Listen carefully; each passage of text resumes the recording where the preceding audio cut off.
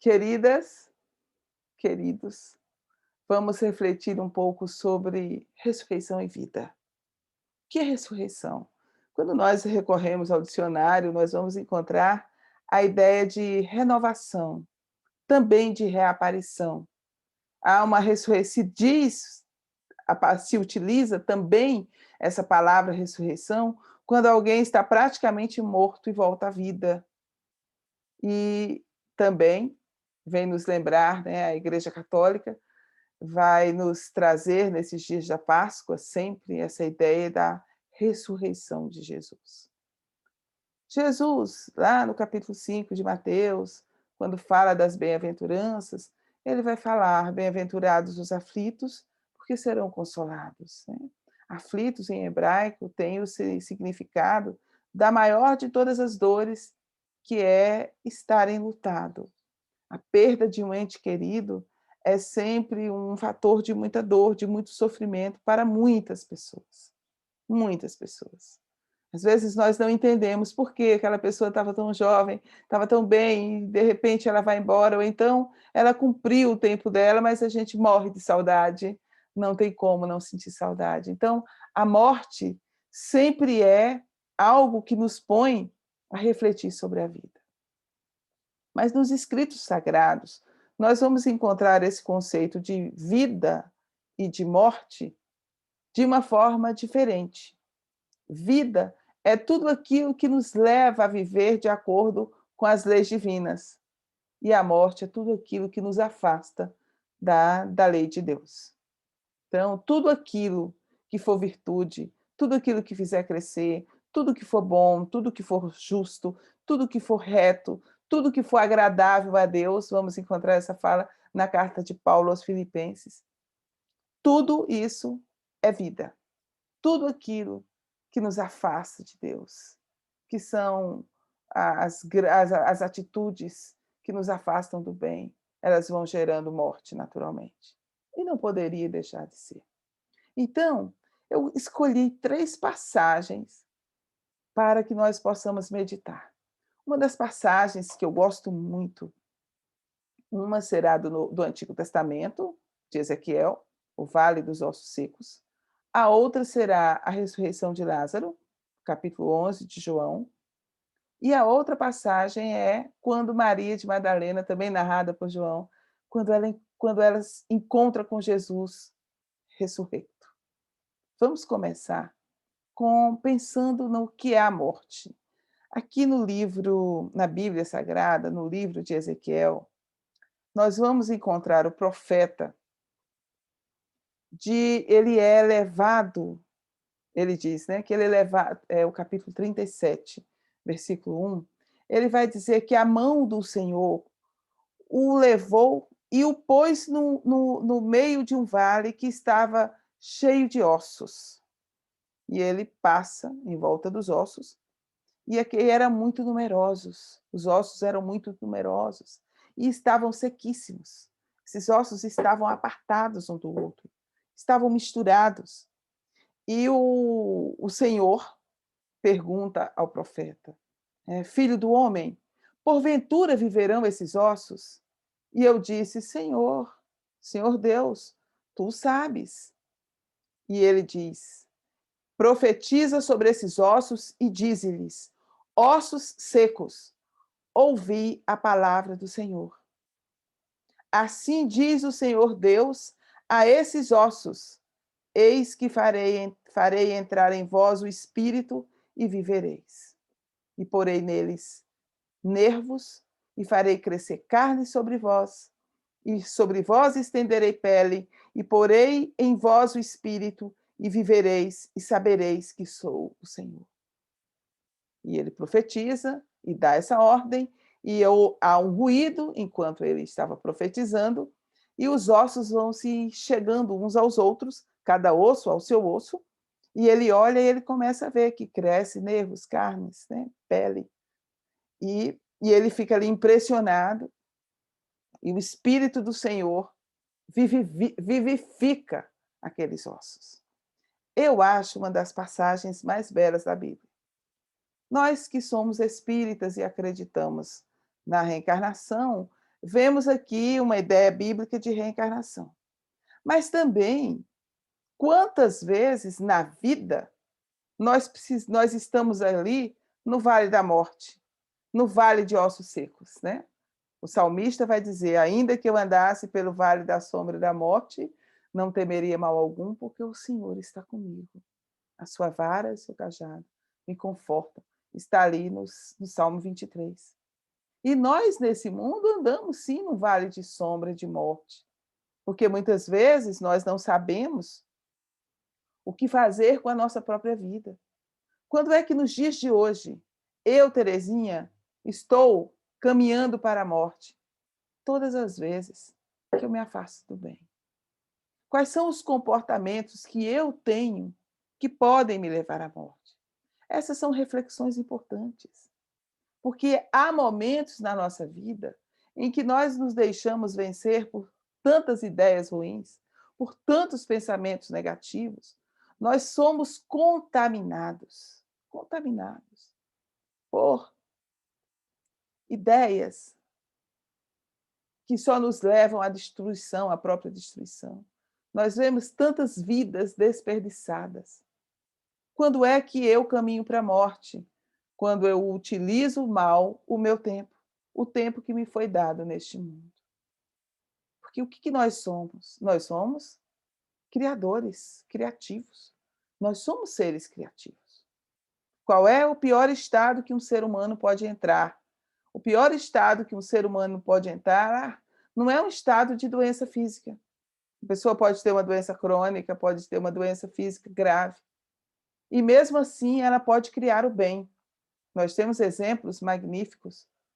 Né? Nós temos para mim, um dos maiores exemplos é o chamado Jerônimo Mendonça, aquele homem ali numa cama de hospital. Ele cuidava de uma instituição que cuidava de crianças e de pessoas idosas. Este homem viajava, vocês podem encontrar na internet uma palestra dele, com a sua voz extraordinária. Eu não cheguei a conhecê-lo, mas o meu marido chegou a conhecê-lo. O nome dele é Jerônimo Mendonça, só você colocar que você encontra um vídeo dele na internet. Tem uma amiga querida que conviveu com ele, foi colega deles, cresceram juntos. E esse homem fazia um trabalho extraordinário ali, morrendo. Ele não podia se mexer ali naquela cama, morrendo de dor o dia inteiro, atrofiado, cego, cantava maravilhosamente e falava das belezas do reino de Deus. Nós podemos dizer que esse homem está doente, né? E quantas vezes nós temos uma saúde física perfeita, um corpo perfeito e andamos como zumbis. Então, essa lição do Vale de Ossos Secos vem nos lembrar isso, que há momentos que nós precisamos buscar esse espírito divino que há em nós. Há um filósofo chamado Plotino que ele diz mais ou menos isso: vive de tal modo que o que há de divino em ti corresponda, se conjugue ao que há de divino no universo. Então, nós precisamos buscar o que há de divino em nós. Essa é a profecia de Ezequiel. Né? Quando o Senhor diz a ele, profetiza sobre esses ossos. Se lembra de quem você é. Né? Esse espírito divino, essa presença divina que há em nossos corações, que nós precisamos nos conectar a ela, lembrar de que nós somos, porque estamos aqui anestesiados, esquecidos da nossa verdadeira tarefa, né? E essa é a vontade do Pai que está nos céus. A vontade de Deus só pode ser o bem, a vontade de Deus só pode ser o amor, a vontade de Deus só pode ser que os seus filhos estejam em paz. Essa é a vontade. Por isso que Jesus nos oferece a Deus com essa imagem do Pai Celestial, desse Pai amoroso que nos oferece todos os recursos para que nós possamos crescer. Mas muitas vezes, ali no vale de ossos secos, desconjuntados, desapartados, estamos ali aos pedaços, misturados uns com os outros, nós não sabemos o que somos nós e não sabemos o que são os outros. Nós não sabemos quais são os nossos desejos, aquilo que carregamos na nossa alma de fato. Allan Kardec, em um livro O Evangelho segundo o Espiritismo, ele vai nos lembrar, né, lá no capítulo que fala Buscai e achareis, ele vai nos lembrar que Deus colocou no homem o desejo incessante do melhor. Nós temos um desejo natural de amar e sermos amados. Nós somos impulsionados, movidos na direção do amor. E esse amor é Deus. Deus é tudo que há de bom, de belo. Ah, não acredito em Deus. Tudo bem, não acredito, não tem problema. Mas aqui há algo maior, que é a vida. E aí nós começamos a pensar, né? O que é a vida? A vida é essa força que aparece, esse fenômeno que nós nos deparamos com ele, e ali tem uma força poderosa que faz com que todo ser vivo se mova em direção à alma. Nós nos movemos. Em Deus nós existimos, nele nos movemos. Estamos mergulhados na mente divina, como os peixes e as algas no oceano imenso, dirá André Luiz no livro Evolução em Dois Mundos. Então, nós começamos a pensar: onde é que eu estou? No vale dos ossos secos? No vale da sombra e da morte? Como é que eu posso? O que é que está me matando, né? Às vezes nós escutamos essa expressão terrível: isso está me matando. Você está me matando. Essa situação que estou vivendo está me matando. Então, essa situação está me afastando de Deus. Essa situação está me afastando do que é a vida. E para que eu me reconecte com a minha vida, eu preciso me reconectar com o meu desejo maior, com o meu desejo de bem. Como é que eu gostaria que fosse a minha vida? E aí nós voltamos, né, para Jesus, naquele momento em que ele recebe a notícia de que o amigo dele, Lázaro, estava doente, e os discípulos dizem: Lázaro está doente. Ele diz assim: olha, essa enfermidade é para a glória de Deus. E Jesus vai, né? Jesus vai, mas quando Jesus chega, a irmã de Lázaro diz a ele que Jesus morreu, que Lázaro morreu. Assim que ele chega, Marta disse assim: ó Senhor, se estivesses aqui, o meu irmão não teria morrido. E Jesus diz a ela: teu irmão se levantará. E ela diz assim, Marta, né? Esse aqui é 11, João 11, capítulo 11, versículo 24. Marta lhe diz: sei que ressuscitará na ressurreição do último dia. E Jesus diz: eu sou a ressurreição e a vida. Quem crê em mim, mesmo se morrer, viverá. E todo aquele que vive, crê em mim, jamais morrerá por todo sempre. Crês nisso? E ela diz: sim, Senhor. Eu creio que tu és o Cristo, o Filho de Deus que vem ao mundo. Aí nós começamos a pensar. Jesus diz aqui: eu sou a ressurreição e a vida. Essa vida que é tudo aquilo que faz com que nós estejamos buscando fazer o melhor e para os outros. E minhas irmãs, meus irmãos, onde é que pode haver vida se não na caridade, se não no serviço ao próximo? Onde é que pode haver vida se não quando nós estamos buscando sempre o bem-estar para todos? Para todos. Viver uma vida ética, uma vida reta, uma vida de acordo com os princípios do bem. Esta vida que Jesus propõe. Qual é a expressão que sintetiza isso? Amai-vos uns aos outros, como eu vos amei. Este é o novo mandamento que vos dou.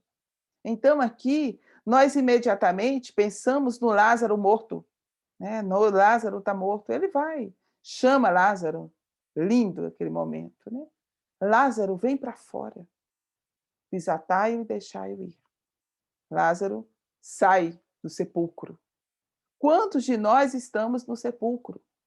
Às vezes, eu já escutei pessoas fazendo a oração de São Francisco de Assis e diz: é desencarnando que morremos para a vida eterna. Não. Que vivemos para a vida eterna, não. A morte aqui não é a morte física, porque eu posso morrer na vida física e continuar seguindo as estradas da morte, as estradas da sombra, como acontece com muitas pessoas, que depois de morto continua a viver, se reconhece vivo, mas estão ali nos processos de obsessões, continuam com seus ódios, com as suas angústias, com o seu desespero, porque não existe uma vida diferente da outra, existe uma continuidade.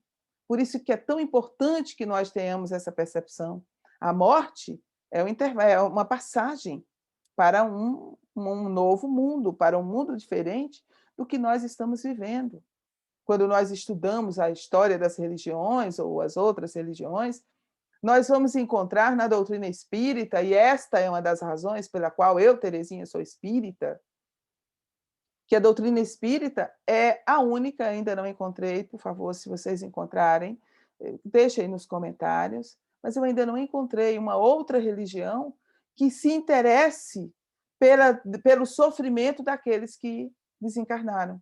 Porque nós cuidamos, nós esclarecemos, nós trazemos para as nossas reuniões mediúnicas o espírito que continua vivo, mas está do outro lado, usamos essa expressão, né, do outro lado da vida, está ali perdido, né, não sabe o que aconteceu com ele. E é muito importante, porque quando nós espíritas acreditamos que a nossa vida, existência física, é um intervalo na vida, é um período, é como uma barragem que gera energia elétrica, né, que ali ela é feita para gerar energia elétrica. É como se nós estivéssemos aqui, presos nesse momento, para que nós possamos começar novos caminhos, né, remodelar os nossos caminhos. Então, quando Jesus diz isso a Marta, quem crê em mim, mesmo se morrer, viverá, e nós conectamos com o profeta Ezequiel, nós vamos perceber que os escritos sagrados estão ali falando, não é da morte física, nem da vida física. Está falando na direção que nós estamos dando aos nossos caminhos, no direcionamento que nós, no sentido que nós precisamos dar à nossa existência. Nos dias de hoje, nós vemos pessoas que nós estamos sendo chamados à solidariedade, nós estamos sendo chamados a cuidar não apenas de nós e da nossa casa, mas de todos à nossa volta. Estamos aprendendo com muita dor, com muitas lágrimas, com muito sofrimento, que precisamos cuidar uns dos outros. É um novo sentido que precisamos oferecer às nossas experiências na vida, ressignificar as nossas experiências.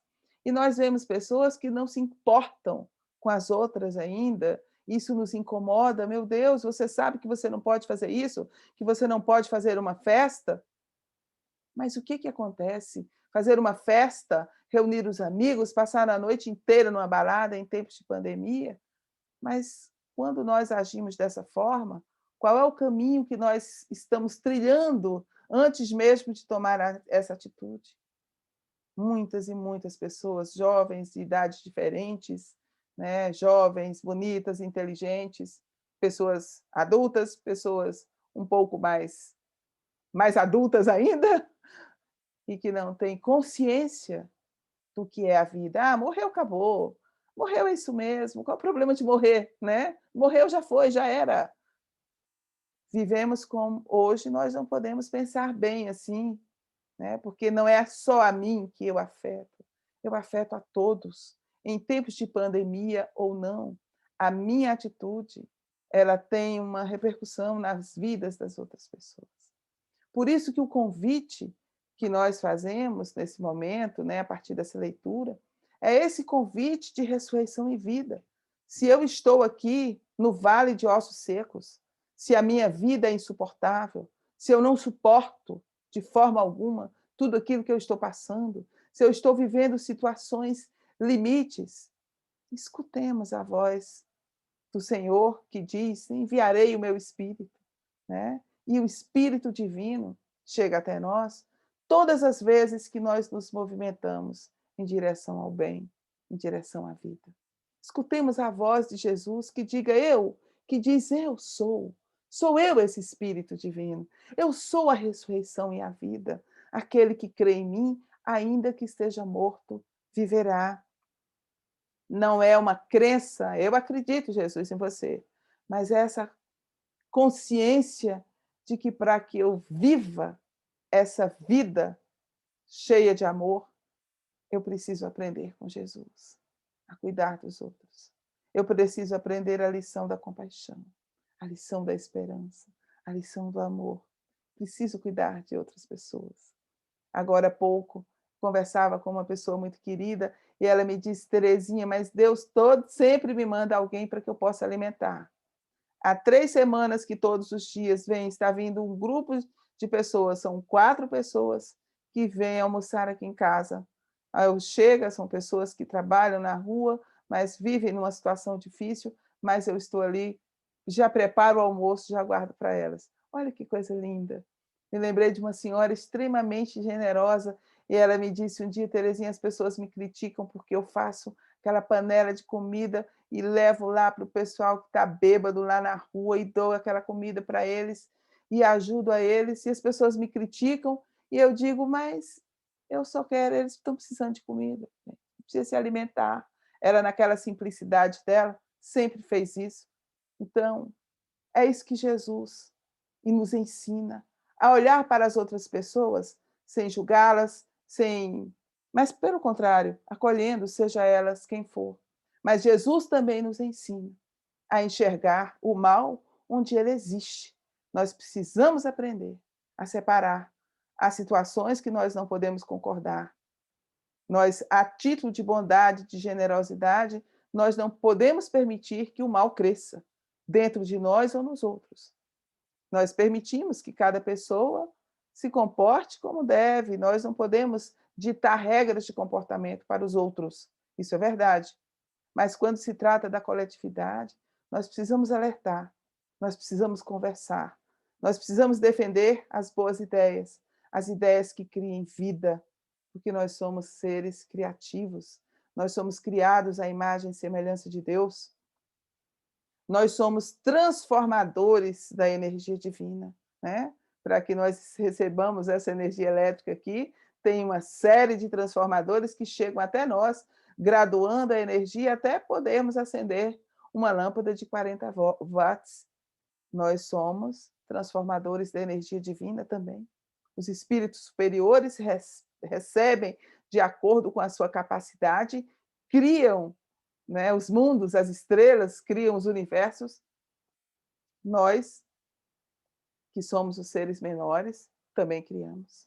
Com a mesma energia, criamos vida ou criamos morte. Então, escolhamos a vida, meus irmãos.